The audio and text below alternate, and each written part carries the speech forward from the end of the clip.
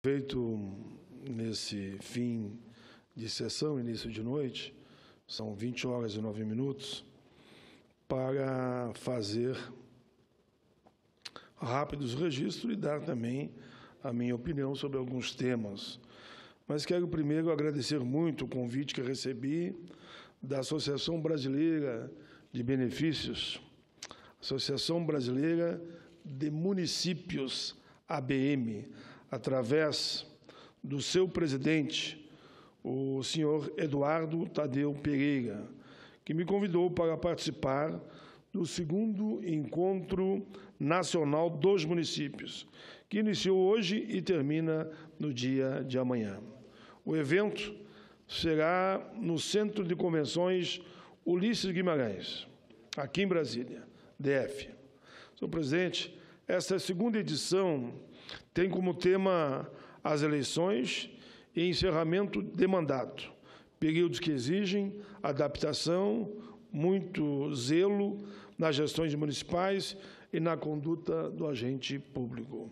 Serão debatidos outros temas, com certeza, como a implantação dos sistemas municipais de cultura, o financiamento das políticas culturais, de saúde, segurança nos municípios. Senhor presidente, o 2º registro que faço, e quero aqui fazer com o respeito e o carinho que o momento exige, é um registro de um documento que recebi da ANAMATRA. A ANAMATRA é a Associação Nacional dos Magistrados da Justiça do Trabalho e também da Associação Latino-Americana de Juízes de Trabalho.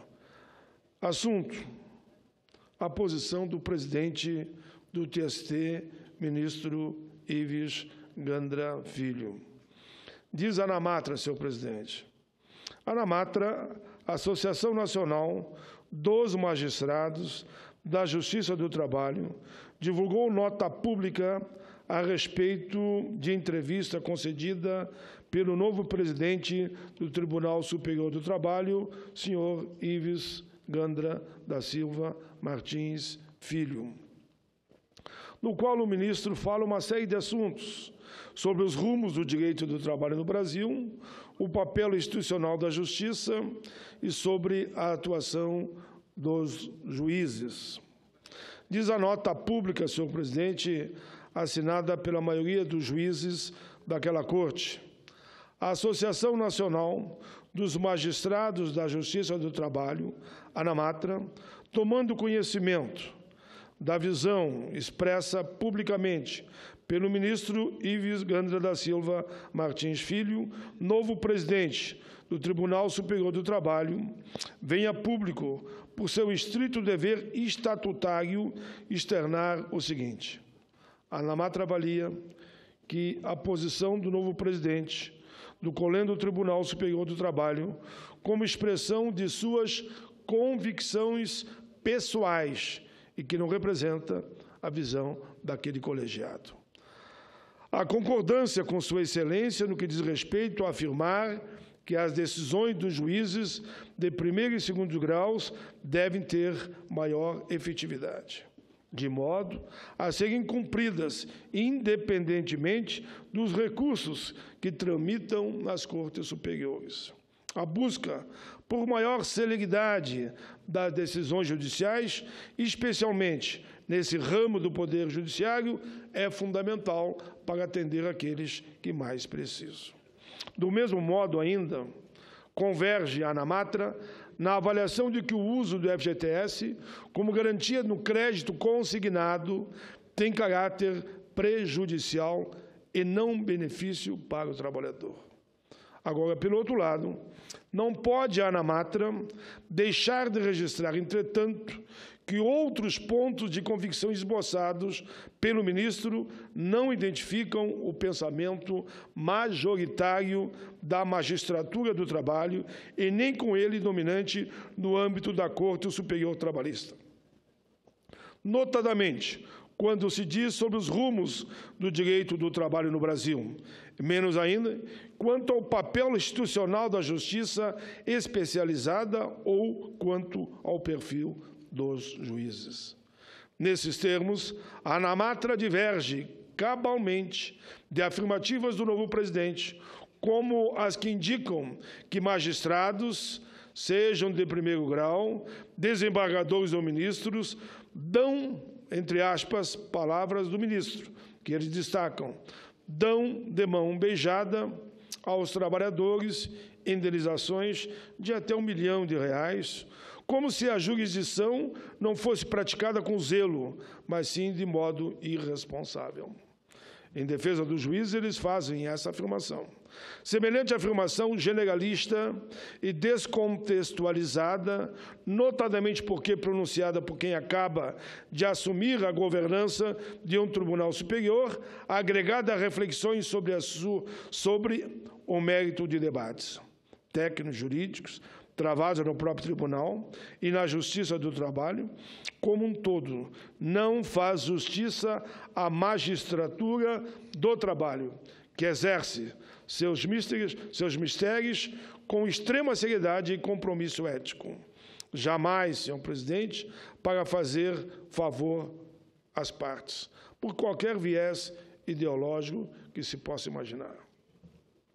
Daí porque o comentário contribui unicamente para atrair contra a instituição uma carga mais severa e injustificada de ranço e preconceito, especialmente por parte daqueles que hoje já se encontram incomodados com a atuação eficiente na busca da justiça desse importante ramo do Poder Judiciário.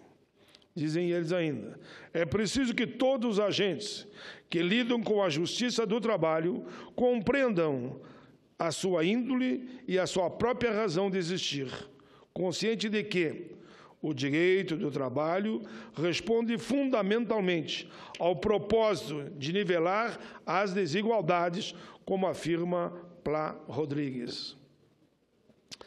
Dizem mais, não por outras razões, em vários congressos da magistratura do trabalho, CONAMATS, há anos os juízes participantes defendem e aprovam teses que rejeitam a terceirização, o trabalho escravo, o negociado acima da lei, em atividades essenciais da empresa, como forma de evitar a lesão contumaz aos direitos fundamentais dos empregados e, na mesma linha, afirma o princípio da progressividade e da não regressividade dos direitos sociais, como dispõe o artigo 7º, 26, combinado com o artigo 114, parágrafo 2º da Constituição Federal e com o artigo 26 do Pacto de São José da Costa Rica. No mesmo sentido, ademais, caminham as teses de CONAMATS, que rejeitam a prevalência do negociado, como afirmava antes, sobre o legislado. A lei em primeiro lugar, negociação só respeitando a lei, entendendo-se que a redução, derrogação ou negociação prejudicial de direitos trabalhistas pela via negocial coletiva somente está autorizado nos estreitos limites daquilo que foi excepcionado em inúmeros clausos pela Constituição Federal, artigo 7. Qualquer passo em outro sentido tende a ser, na prática, retrocesso social, eivado de desconformidade constitucional e convencional. O item 10, senhor presidente, eles dizem, fragilizar as regras jurídicas gerais de proteção ao trabalho é negar a tutela legal deferida aos seus destinatários há mais de 70 anos, há mais de 25 anos, sendo assim reforçados pela Constituição de 1988, e eu estava lá porque eu fui constituinte.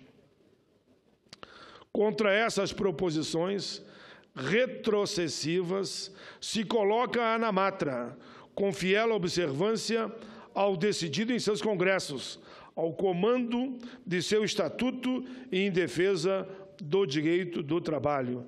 Em resumo, na defesa dos trabalhadores e trabalhadoras do nosso país. Assinado por Germano Silveira de Siqueira, presidente da ANAMATRA. Senhoras e senhores, Leio também a nota da Associação Latino-Americana de Juízes do Trabalho, a LJT, em apoio à Justiça do Trabalho brasileira. A Associação Latino-Americana de Juízes do Trabalho vem a público manifestar solidariedade aos juízes do trabalho do Brasil e à entidade nacional que os representa, a ANAMATRA, no repúdio às declarações feitas pelo ministro Ives Grandes Filho em seu discurso de posse na presidência do Tribunal Superior do Trabalho e depois divulgado amplamente pela imprensa. Embora não surpreendam os que conhecem a visão, segundo diz os advogados da América Latina, a visão equivocada de Sua Excelência sobre a função do direito do trabalho e o papel da magistratura trabalhista, as declarações preocupam sobremodo os juízes latino-americanos, seja pela pretensão de representar a opinião da classe ou, pelo menos, da corte que preside, seja pelo momento em que proferidas de ataque à justiça especializada trabalhista e à legislação laboral, não apenas no Brasil, mas em toda a América Latina. A ALJT considera que as posições defendidas, infelizmente, pelo ministro, vêm em reforço aos propósitos de fragilização da justiça do trabalho e, por isso, operam na contramão da luta histórica da magistratura independente do Brasil. Assinado por Hugo Melo Filho, presidente da Associação Latino-Americana de Juízes do Trabalho. Senhor presidente, esse outro documento que vai na mesma linha, eu vou só registrar, que fala o fantasma da terceirização, o fantasma do trabalho escravo, o fantasma de querer acabar com a CLT e o direito dos trabalhadores. E esse documento vem de parte do Fórum Nacional em Defesa dos Direitos dos Trabalhadores.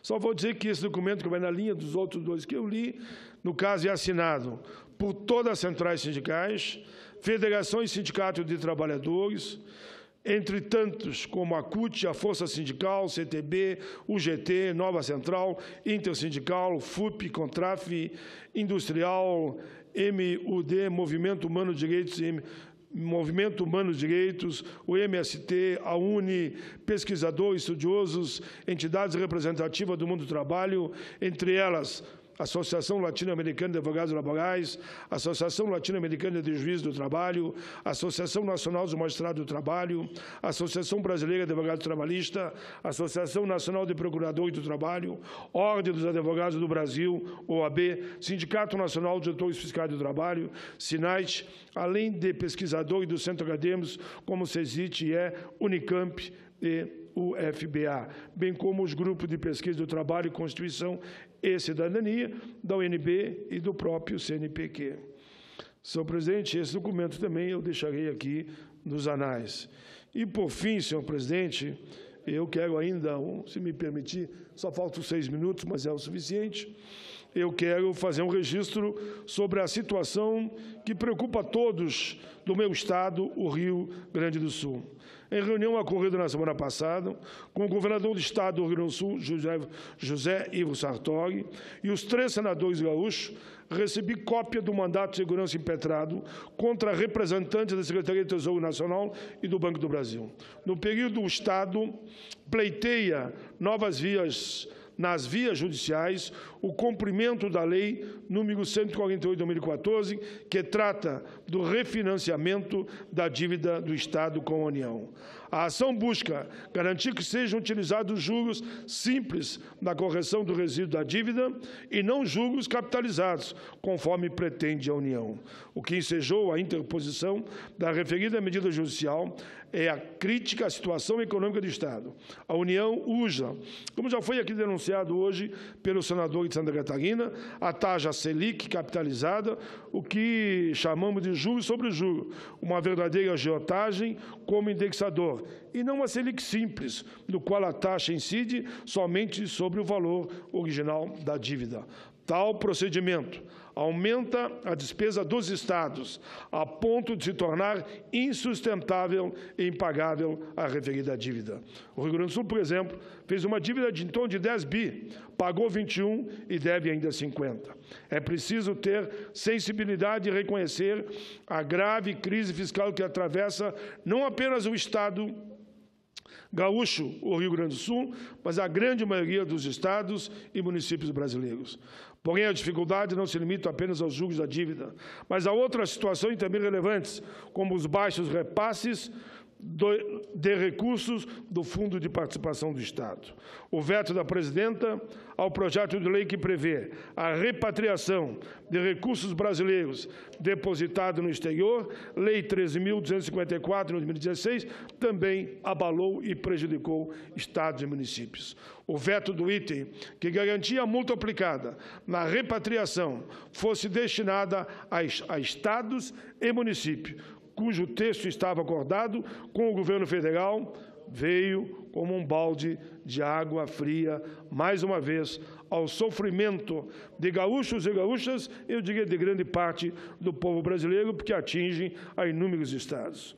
Os efeitos do veto na Caixa dos antes federados é uma perda de receita importante num momento de crise como esse. Lamentavelmente, com o veto, apenas o arrecadado com o imposto de renda será distribuído, ou seja, os municípios perderão 50% do valor que seria repassado. Isso, segundo informação da Confederação Nacional dos Municípios. Conforme as palavras do governador gaúcho que disse: senadores, podem crer, a situação é grave, talvez a mais grave do país. Por esse motivo, eu peço apoio de todos para derrubar o veto 4 de 2016, para representar uma importante medida para iniciarmos o socorro aos estados e municípios. Outra medida importante, senhor presidente, é a aprovação do PL 561 de 2015, que apresentei a essa Casa, com apoio dos outros 2 senadores gaúchos, que propõem indexação dos contratos somente pelo Índice Nacional dos Preços ao Consumidor Amplo, proibindo incidência de qualquer outra taxa ou cobrança de juro sobre os valores devidos. A proposta pretende resolver definitivamente a situação do endividamento em que se encontram estados e municípios, acabando com o passivo gerado pelos encargos. Vale ressaltar que a proposta teve o apoio de inúmeros deputados também, inclusive do ex-deputado federal Hermes Zanetti. O senador Ludberg Faria é o relator, que já, em 2 momentos, deu a sua opinião favorável a essa matéria. Termino dizendo, senhor presidente, que a vontade do Parlamento é medida que se impõe para a solução dessa questão. Está na mão dos senhores senadores e deputados mostrar que aqui defendem, além do interesse geral da nação, também o interesse dos estados da União. Era isso, senhor presidente. Agradeço pela tolerância de Vossa Excelência e que considere na íntegra os meus pronunciamentos e estou à sua disposição.